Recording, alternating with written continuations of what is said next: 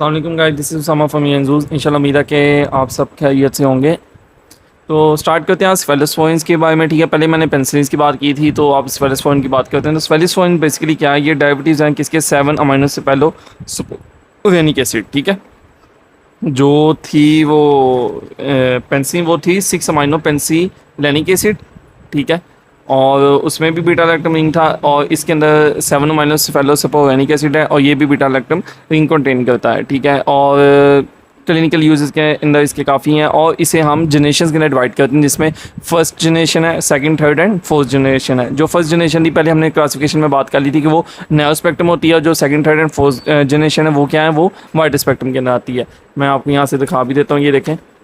First generation की हमने बात की थी स्फेलोस्पोइन्स की में, ये क्या था, ये नैरो स्पेक्ट्रम थी, और बाद में वाइड स्पेक्ट्रम में second, third and fourth generation थी। ठीक हो गया। अच्छा, उसके बाद बात करते हैं हम कि बेसिकली जो इनका ना ज़्यादा वो किसके खिलाफ है, वो इनका ना ग्राम नेगेटिव के खिलाफ ही है काम ना। तो अगर हम इसकी फार्माकोकिनेटिक्स की बात करें, तो फार्माकोकिनेटिक्स में इसका है कि बहुत मतलब कि जो एडमिनिस्ट्रेशन है इसकी, कि हमने ये देनी कैसे, तो वो पेरेंट्रली देनी है। ठीक है, और इसमें जो स्फेलोस्पोइन विद साइड चेन में अंडरगो हिपैटिक मेटाबॉलिज्म के लीवर के अंदर ये इनका मेटाबॉलिज्म होता है, लेकिन जो इनका मेजर है ना वो रीनल एक्सक्रीशन ही है, विया ट्यूबुलर एक्सक्रीशन, जिस तरह पेंसिलिन का था। और इसमें जो एक्सेप्शन है, cefoperazone and ceftriaxone are excreted mainly in the bile, जैसे उसके अंदर थी ये यहाँ नेफ्सलिन एंड एम्पिसिलिन। ठीक है, और ये बाइल के अंदर होती थी नेफ्सलिन और एम्पिसिलिन। और इसी तरह जो है ये स्फेलोस्पोइन्स में, इसमें कौन सी हैं, इसमें कैफ ओप्राजोन एंड कैफ ट्राइऑक्सोन जो बाइल के अंदर होती हैं, उसमें नेफ्सलिन, एम्पिसिलिन, और इसमें cefoperazone and ceftriaxone are excreted mainly in the bile. ठीक हो गया। अच्छा, उसके बाद mechanism of action and resistance की अगर हम बात करें, तो इसमें भी क्या करते हैं कि bind to penicillin binding proteins on bacterial cell membrane, ये करते हैं, तो जो सेल वॉल सिंथेसिस है उसे इनहिबिट कर देते हैं। उसके बाद ये बैक्टीरियासाइडल है ससेप्टिबल ऑर्गेनिज्म, यानी जो जिनके खिलाफ रेजिस्टेंस, जिन ऑर्गेनिजम्स के अंदर इन इसके खिलाफ रेजिस्टेंस नहीं पैदा हुई, यानी जिन बैक्टीरिया के अंदर स्फेलोस्पोइन्स के खिलाफ रेजिस्टेंस नहीं पैदा हुई। उसके बाद जो स्ट्रक्चरल डिफरेंस है for penicillin and cephalosporin less susceptible to penicillin produce by staph, मतलब कि जो staph beta lactamase produce करता है ना, वो पेंसिलिन के खिलाफ ज़्यादा रेजिस्टेंट रखता है, लेकिन स्फेलोस्पोइन्स के खिलाफ कम रेजिस्टेंट रखता है। और many bacteria are resistant through the production of other beta lactamases that can inactivate cephalosporins. Resistant can also result from decrease in membrane permeability और चेंजेस पीपीपीज। इसमें दो, इसमें आगे resistance can also result from decrease in, एक तो membrane जो permeability है उसमें चेंजेस आ जाएगा। ठीक है, और दूसरा पेंसिलिन बाइंडिंग प्रोटीन जहाँ जाके लगना है इसने स्फेलोस्पोइन ने, उसके अंदर स्ट्रक्चर के अंदर चेंज आ जाए। ठीक है, और बीटा लैक्टमेज का ऊपर उसने बता दिया कि जैसे वो पेंसिलिनेजिस थे और स्फेलोस्पोइनेजिस हैं इसके अंदर, उनसे भी रेजिस्टेंस पैदा हो जाती है। रेजिस्टेंस के मैकेनिज्म इसके ऐसे ही हैं। और जो MRSA मेथिसिलिन रेजिस्टेंस स्टैफ वो स्फेलोस्पोइन्स से भी रेजिस्टेंट होता है।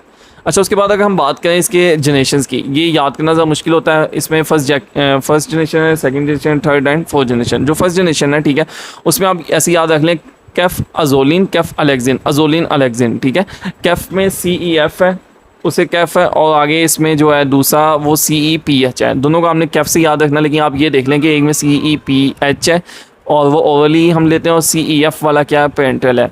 कैफ अजोलिन जो है वो पेरेंटल है, कैफ अलेक्जिन है वो ओवल है। अजोलिन अलेक्जिन, अजोलिन अलेक्जिन ये क्या है, पहली जनरेशन।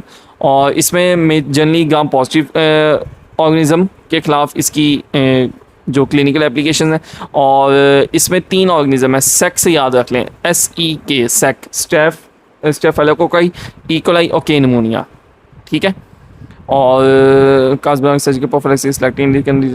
अच्छा, ग्राम नेगेटिव के खिलाफ जिसमें एंटीओकोकाई है, MRSA मेथिसिलिन स्टेफिलोकोकाई और मोस्ट ग्राम नेगेटिव वोट्स, इनके खिलाफ इनकी जो क्लिनिकल एप्लीकेशन है वो कम है। ये पहली जनरेशन की हमने बात की। अच्छा, उसके बाद हम बात करते हैं दूसरी जनरेशन की।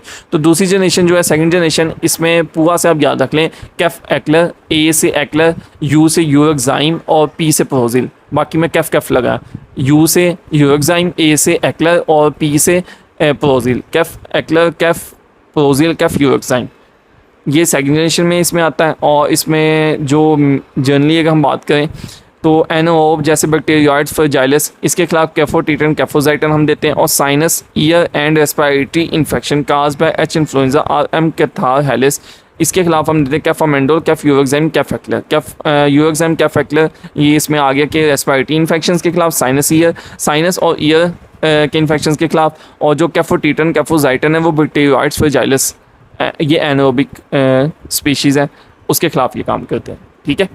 अच्छा, उसके बाद हम बात करते हैं थर्ड जनरेशन ड्रग्स की। तो थर्ड जनरेशन ड्रग्स में आपने याद रख लेना ताज़ी, ओपरा और टाक्सी। ताज़ी से ताज़ीडाइम, ओपरा से ओपराजोन और टाक्सी से ओटाक्साइम। कैफ ताज़ीडाइम, कैफ ओपराजोन, कैफोटाक्साइम। कैफ ताज़ीडाइम, कैफ ओपराजोन, कैफोटाक्साइम। ठीक है। और ये थर्ड जनरेशन के अंदर आता है। इसमें भी ग्राम नेगेटिव ऑर्गेनिजम्स के खिलाफ इसकी है जो रेजिस्टेंट होते हैं बीटा लैक्टम ड्रग्स के खिलाफ, और लेकिन ये वहाँ जाके अपनी कार्रवाई डाल देते हैं। और एबिलिटी होती है इनमें ब्लड ब्रेन बैरियर, जिसमें एक्सेप्शन कैफोपजम, कैफिक्साइम, इन दो की एक्सेप्शन है। बाकी क्या है, ब्लड ब्रेन बैरियर को ये क्रॉस कर लेते हैं। अच्छा, most active again Providencia, Serratia, marcescens है, और beta lactamase producing strains of H influenzae, Neisseria. They are less active against Enterobacter. Enterobacter के खिलाफ ये कम है, लेकिन पोविडेंशिया, सियाटिया और पीएसएच के खिलाफ ये क्या है, ज़्यादा काम करती है, और निजेरिया के खिलाफ भी। ठीक है।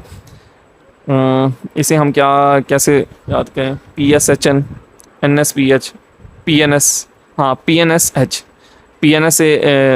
PNSH। तो पोविडेंशिया, निजेरिया, सियाटिया, मसेकेंस और एच इन्फ्लुएंजा। अच्छा, उसके बाद कैफोटाइक्सोन, कैफोटाक्साइम, ये जो मोस्ट एक्टिव सेफेलोस्पोरिन है किसके खिलाफ, कैफोटाइक्सोन, कैफोटाक्साइम किसके खिलाफ है, पेनिसिलिन रेजिस्टेंट न्यूमोकोकाई, PRSP, लेकिन रेजिस्टेंस इसमें भी आ गई है, कैफोटाइक्सोन, कैफोटाक्साइम। ठीक है। उसके बाद जो इंडिविजुअल ड्रग्स की हम बात करें तो हमने उसमें ये बात करेंगे कि जो इंडिविजुअल ड्रग्स ऑफ एक्टिविटी की हैं, सूडोमोनास, कैफोप्लाजोन, कैफटाजीडाइन और बीटा फ्लैजेलेंट, कैफीटोक्साइन। सेकेंड जनरेशन में भी बीटा बैक्टीरियोइड्स फ्लैजेलस के खिलाफ कैफोटीटन, कैफोजाइटन था, और इसमें कैफटीजोक्साइन है। उसके ये ज़्यादा मुश्किल है, इसे टा ही लगाना पड़ेगा। और उसी कैफटाइक्सोन, कैफिजाइम, ये MCQs है मेजर के currently drug of choice in gonorrhoea exception. जो कैफटाइक्सोन है और कैफिजाइम है, कैफटाइक्सोन, कैफिजाइम है, ये ड्रग ऑफ चॉइस है किसके, गोनोरिया के खिलाफ। पेनिसिलिन जी किसके खिलाफ थी, सेफिलस के खिलाफ, और कैफटाइक्सोन, कैफिजाइम ये किसके खिलाफ है, ये गोनोरिया के खिलाफ है। उसके बाद फोर्थ जनरेशन की हम बात करें, अच्छा रुक जाए भी, लाइकवाइज इन ओटाइटिस मीडिया थर्ड जनरेशन में अ सिंगल इंजेक्शन कैफटाइक्सोन गोनोरिया के खिलाफ भी है, और कैफटाइक्सोन किसके, 10 डे कोर्स अगर हम अमोक्सिसिलिन दें उसकी तरह ही इफेक्टिव है किसमें, ओटाइटिस मीडिया की। या 10 डे कोर्स अमोक्सिसिलिन दो या कैफटाइक्सोन दो, ओटाइटिस मीडिया के अंदर एक ही चीज़ है। ठीक है। अच्छा, फोर्थ जनरेशन ड्रग की बात करें तो इसमें कैफी पाइम है, is more resistant to beta lactamase produce by, इसमें हेन PRP से आप याद रख लें, हेन से एंटीरियोबैक्टर, एच हीमोफाइलस और निजेरिया, और some penicillin resistant pneumococci, PRP, penicillin resistant pneumococci. ठीक है। इनके खिलाफ ये एक्टिविटी करते हैं। कैफी पाइम में गाम पॉजिटिव एक्टिविटी पहली जनरेशन की, और वाइडर गाम negative spectrum of third generation fellows में पहली और तीसरी जनरेशन की, इसमें क्या एक्टिविटी को ये मिला के काम करता है। और इसमें ceftaroline has activity infection caused by MRS, methicillin resistant staphylococci. ठीक है।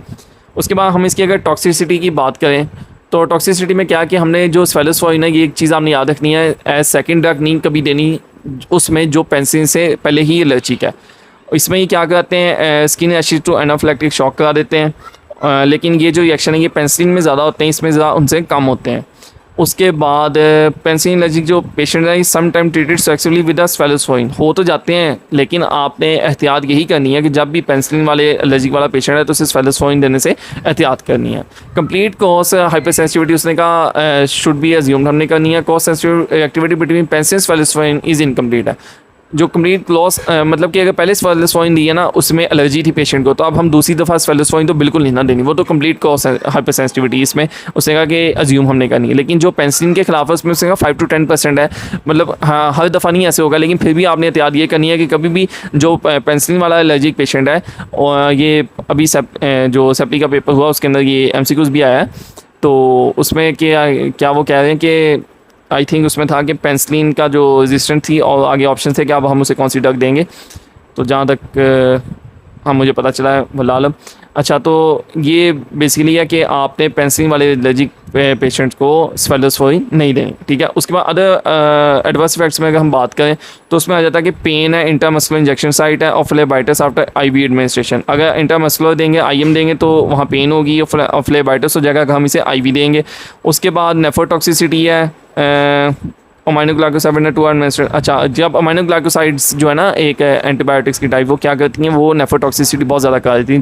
जब हम इसे सेफेलोस्पोइन के साथ देंगे तो वो बहुत ज़्यादा उनकी नेफ्रोटॉक्सिसिटी हो जाएगी। उसके बाद ड्रग्स कंटेनिंग मिथाइल थायोटेट्राजोल ग्रुप, जिसमें कैफमेंडोल है, कैफओप्राजोन, कैफोटिटन, ये क्या करती हैं, हाइपोथ्रोम्बिनीमिया और disulfiram like reaction with ethanol. ये दो ये बड़ा मेजर है इसमें कि ड्रग्स जो मिथाइल थायोटेट्राजोल ग्रुप हैं, ये दो ऐसे जो ड्रग्स हैं जिसमें मिथाइल थायोटेट्राजोल ग्रुप है, ये क्या कहते हैं, हाइपोथ्रोम्बिनीमिया और disulfiram like reactions with ethanol, ठीक है।